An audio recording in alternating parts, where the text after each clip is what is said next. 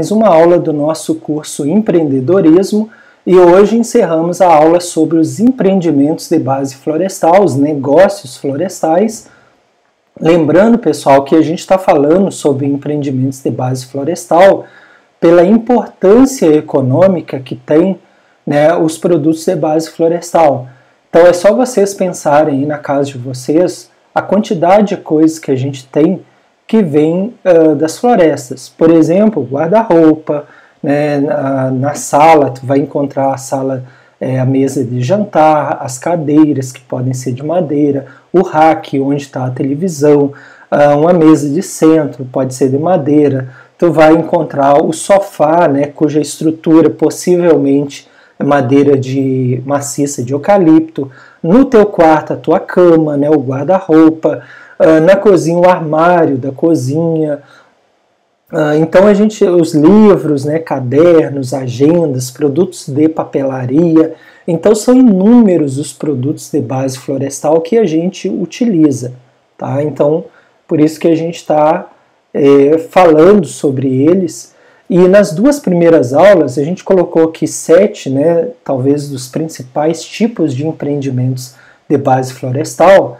Nas duas primeiras aulas a gente falou desses 4 aqui: celulose, papel, carvão vegetal, madeira sólida e painéis reconstituídos.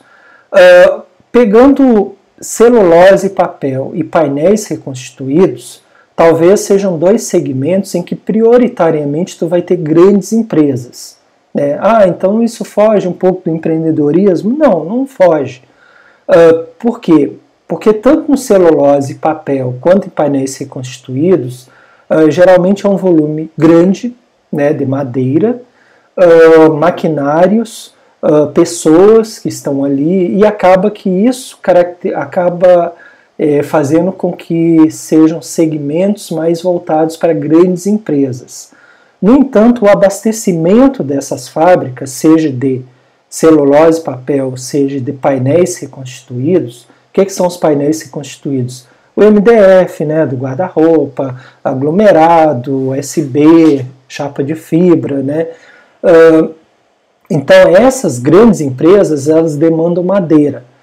Muitas vezes vem de florestas próprias, né, de produção de pinos, eucalipto, por exemplo, mas em muitos casos vem de pequenos produtores, né? Então os chamados fomentados, né? Então até uma questão social de que essas grandes empresas elas fomentem essa produção de madeira por pequenos e médios produtores rurais, para que eles tenham seus rendimentos, tenham sua produção, né? Então isso é feito. Então digamos assim, apesar de serem 2 segmentos em que a gente enxerga prioritariamente grandes empresas, no entorno delas podem existir pequenos e médios empreendimentos. Lembrando que, no caso da celulose e papel, depois daquele papel produzido, esse papel pode ser utilizado por fábricas de embalagens, né, que não necessariamente vão ser grandes, pode ser pequenas ou médias. O papel vai ser utilizado por gráficas, né, que vão fazer livros, cadernos, revistas. Então, pequenos e médios empreendimentos. Depois isso vai ser utilizado como embalagem de produtos, talvez de pequenos estabelecimentos ou médios, uso dos livros e cadernos e agendas em papelarias, em livrarias. Os painéis reconstituídos mesmo, né, eles vão ser depois utilizados em fábricas de móveis, que muitas delas são pequenas e médias empresas. Ou seja, o meu resumo para vocês é que, apesar de serem 2 segmentos em que a gente enxerga prioritariamente grandes empresas, o desenrolar depois, né, da produção desses produtos deles, sejam os painéis ou o papel, geralmente vão ser a sequência na cadeia, vão participar, né, pequenos e médios empreendimentos. Já o carvão vegetal e a madeira sólida, a gente vai encontrar pequenos e médios empreendimentos, da mesma forma que a área de móveis que a gente vai falar hoje, junto com produtos florestais não madeireiros e a biomassa florestal. Então, o segmento imóveis, né, o nicho de fabricação de imóveis, tornou-se um terreno fértil para empreendedores iniciantes devido às suas poucas barreiras de entrada e o baixo capital de investimento inicial. Então, móveis, né, tu vai encontrar aí marcenarias, né, pequenas marcenarias, né, pequenas fábricas de móveis, que vão, muitas delas, comprar esses painéis reconstituídos dessas grandes empresas, né, tipo a Eucatex, a Duratex, a Bernec, Placas do Paraná e diversas outras, ok? Então a gente vê aqui, né, no caso dos móveis, o uso grande de painéis reconstituídos para fazer esses belíssimos móveis que a gente vê aí. Então olha só o aspecto visual, né, de aqui um closet, né, em que a gente vê aqui, como a gente tinha comentado na aula anterior, a diferença da madeira in natura é que ela pode ter alguns defeitos naturais, né, por conta do seu crescimento, e aqui os painéis não, eles são industrializados, e aí eles são retilíneos, eles não são empenados, eles não têm defeitos, né, porque é totalmente industrializado.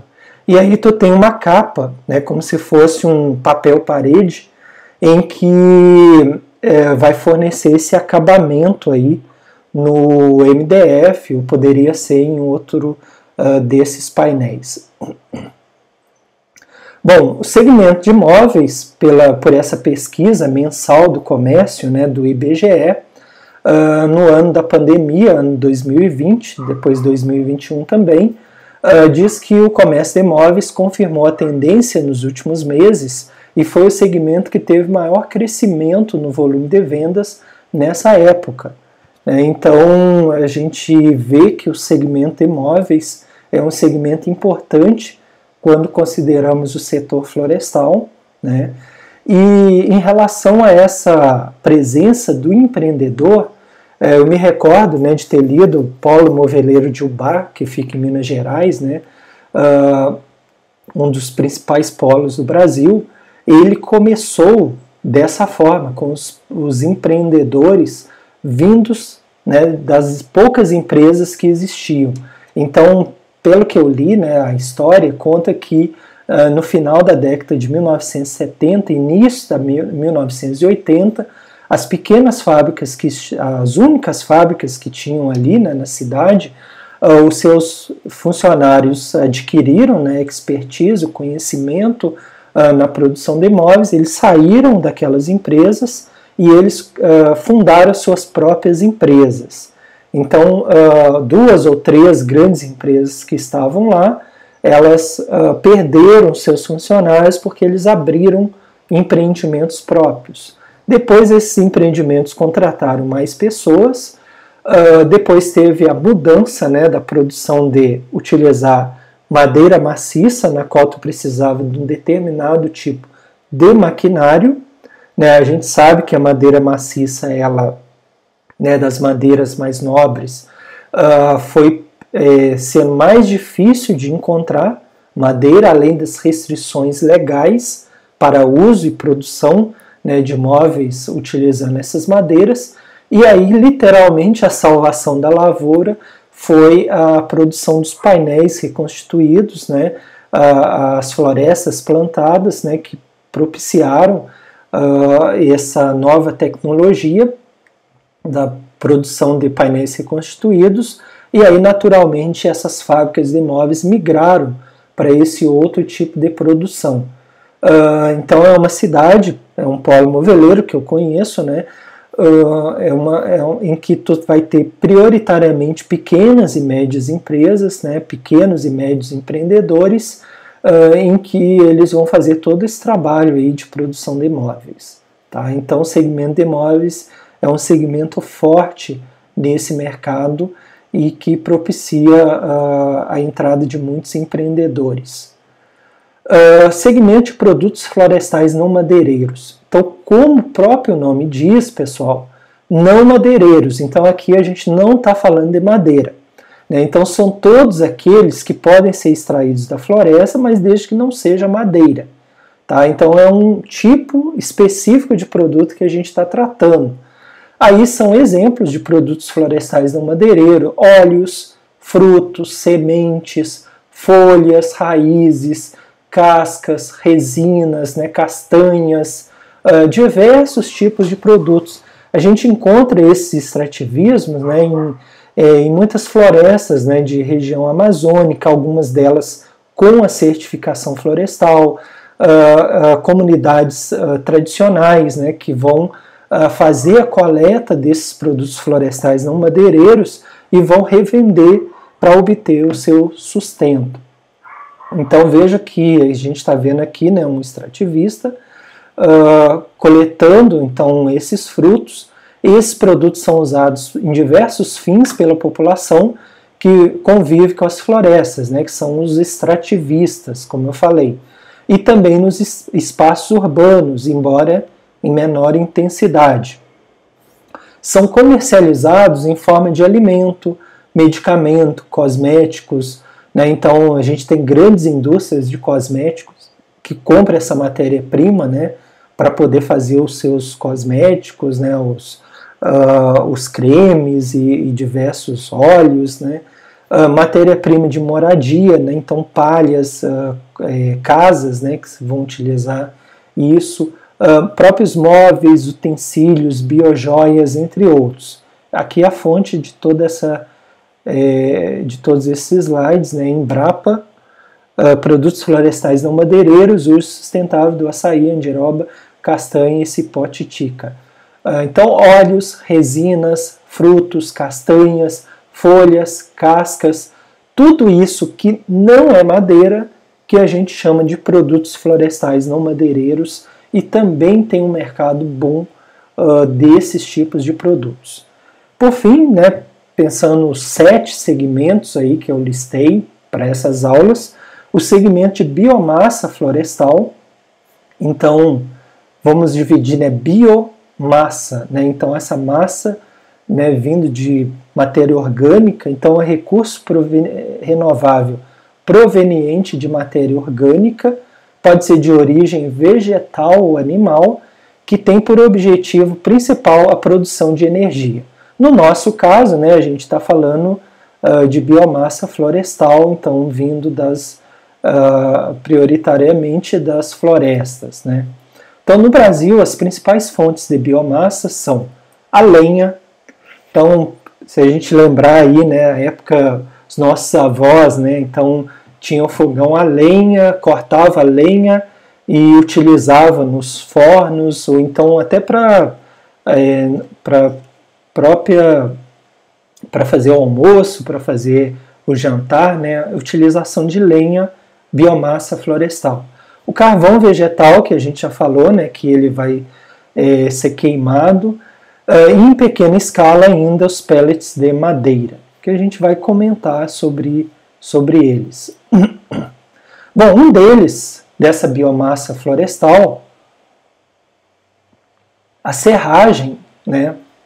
Essa serragem ela é extraída, por exemplo, na hora da produção dos móveis, é muito comum, e aí vai sair todo esse resíduo aí, né, na hora do corte ali dos móveis, né, das pranchas de móveis.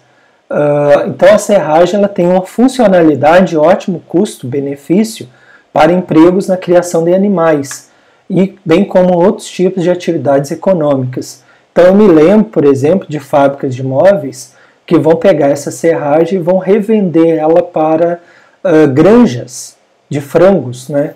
E o que eles vão fazer? Eles vão utilizar essa serragem ou pó de serra como cama de frango, né? Onde os pintinhos, né, os frangos vão ali ciscar, vão defecar, e depois isso vai virar um material orgânico, um esterco, em que eles vão poder utilizar em hortas. Então a serragem ela tem muita funcionalidade, ótimo custo-benefício, no caso na criação de animais, como eu falei no caso das granjas, bem como em outras atividades econômicas. No caso, a serragem ela consiste em pequenas lascas ou pó de madeira, então tu vai ver lascas, tá? Eu que morei numa cidade moveleira, né? a gente via muito próximo, né, via todo esse resíduo que saía da indústria moveleira, então essas lascas da madeira é a serragem. Além disso, a biomassa proveniente da serragem pode ser utilizada na produção de biogás ou para a queima e também na jardinagem. Ou, como eu tinha falado, né, ela pode ser repassada para granjas, na qual os animais vão ali ter uma cama, né, eles chamam de cama de frango, né, em que eles vão defecar ali, e isso depois vai virar esterco nas plantações. Um outro tipo, não deixa de ser serragem também, mas aqui tu vai ter um pó fininho, né, que é o que muitos chamam de pó de serra. Então, além dessas lascas, que é o que a gente popularmente chama de serragem, tu pode ter esse resíduo que é um pó bem fininho, e isso é terrível, né? Pensar como isso entra no nariz, né? E pode provocar problemas respiratórios, né? Para quem está respirando esse ar particulado. Então o pó de serra também ele pode ser reaproveitado, né? E aí a gente tem diversos usos também. Já o cavaco, digamos assim, eles são lascas maiores, né, do que a da serragem. Então é um termo utilizado na indústria madeira para designar pequenos pedaços de madeira resultantes de uma trituração. É um pequeno pedaço que pode ter tamanhos variáveis entre 5 e 50 milímetros, né? Então alguns vão utilizar isso para queima, né, junto com a lenha, ou diversos usos aí que acabam sendo feitos desses cavacos. A lenha tradicional, né, que eu falei aí, brinquei do caso dos nossos avós, né, são ramos, troncos ou quaisquer pedaços de madeira utilizados como combustíveis.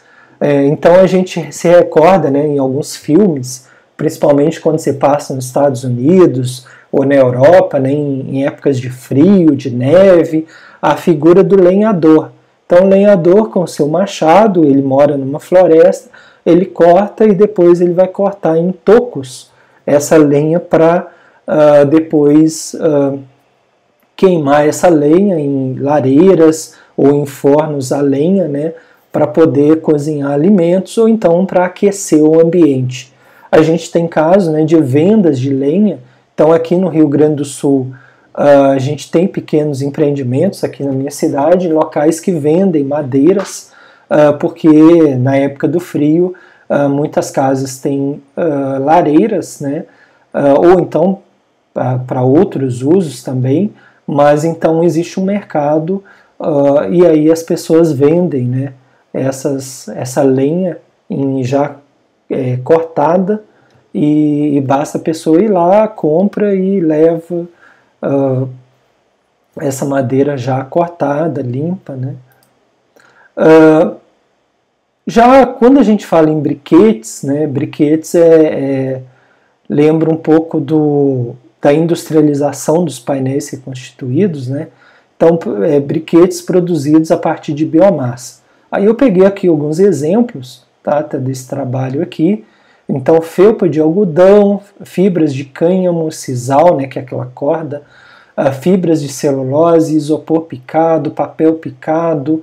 Veja que ele é tudo aglutinado, né, para gerar esses bloquinhos que a gente chama de briquete.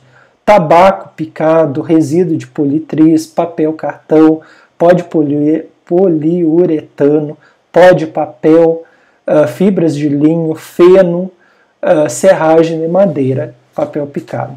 Tá? Então aqui vários tipos, ele torna esses bloquinhos que a gente chama de briquetes. Né?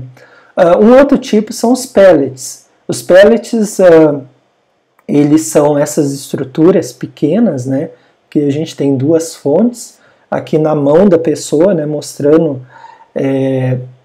lembra um pouco aquele alimento, né, em milho que as pessoas compram, fandangos, né, mas são pequenas estruturas, né, que são industrializadas, e aí como se fossem pequenos briquetes, né. Aqui a gente tem um pacote, né, 100% pellets 100% pellets de madeira, E aí uma diferença importante, o que é briquete, o que é pellet, né? Então aqui tu tem pellet, eles são pequenininhos, e os briquetes são como se fossem lenha, né? Mas aqui são resíduos, tá, gente? Essa é a diferença. Enquanto tu tem aqui na lenha, né, a madeira in natura, igual a gente tinha lá nas tábuas, né? Lembra que eu tinha comentado da madeira serrada? Aqui a gente tem resíduos que vão ser prensados para fazer os briquetes ou para fazer esses pellets, tá? E aí tu vai ter um mercado, vocês veem aqui, né, um saco de pellets, e aqui tu tem um saco de briquetes, que aí vão ser utilizados da mesma forma que a lenha, né? É utilizada para lareira, para fornos de pizzaria, né? Aqui tu vai ter o briquete também utilizado para esses fins. Eu vi uma reportagem uma vez de um senhor dono de uma pizzaria em um shopping em São Paulo, que ele destacou que ele estava substituindo a tradicional lenha pelos briquetes pela questão da praticidade de uso, apesar de ser um pouco mais caro. Então ele argumentava que, por exemplo, no shopping, quando ele comprava lenha, costumava sujar o shopping, depois ele era responsável pela limpeza. Além disso, muitas vezes essa madeira estava verde, ou tinha insetos, ou tinha folhas, né? Ele não estava com a qualidade que era necessário. Ao passo que o briquete, como ele é feito de resíduos, é um processo industrializado, ele vem nos pacotinhos, ele vem limpo, ele vem sem insetos, ele vem sem folhas, né? Então, ele optou, segundo ele, né, ele resolveu comprar os briquetes pela facilidade do uso, não tem o problema da lenha verde, por exemplo, né? Então, são decisões tomadas pelo empresário. Aqui a gente tem, né, a lenha ecológica, né, o briquete, né, então feito desses resíduos, não exala cheiro, menos fumaça, poder calorífico de 2,5 vezes maior do que a lenha comum, maior temperatura da chama e produzido com a serragem compacta, né? Então tu vai ter a vantagem do briquete do pellet, é isso. Tu está utilizando uma sobra de um produto para condensar tudo, né, pressionar tudo e transformar em briquetes. Então, para a gente finalizar, só fazendo uma análise, móveis, a gente pode ter pequenos e médios empreendimentos, produtores, né, produtos florestais não madeireiros também, com pequenos produtores, né, extrativistas, podem ser pequenos e médios empreendedores, e a biomassa florestal, via de regra, tudo vai depender do valor de investimento, né? Quanto custa para ter uma máquina para produzir os pellets, para produzir os briquetes? Talvez não precisa ser uma grande empresa, talvez uma pequena e média empresa. Eu vi uma reportagem de um empreendedor que, pelo que eu vi na reportagem, ele não tem mais que 50 funcionários e ele produz em São Paulo os briquetes. Então, digamos assim, é um ramo em que poderíamos ter pequenos e médios empreendedores na produção de briquetes e de pellets. Como que ele faz nesse caso específico? Ele tem um acordo com a indústria móveis, então ele recolhe toda aquela serragem da indústria móveis para a produção de briquetes da empresa dele.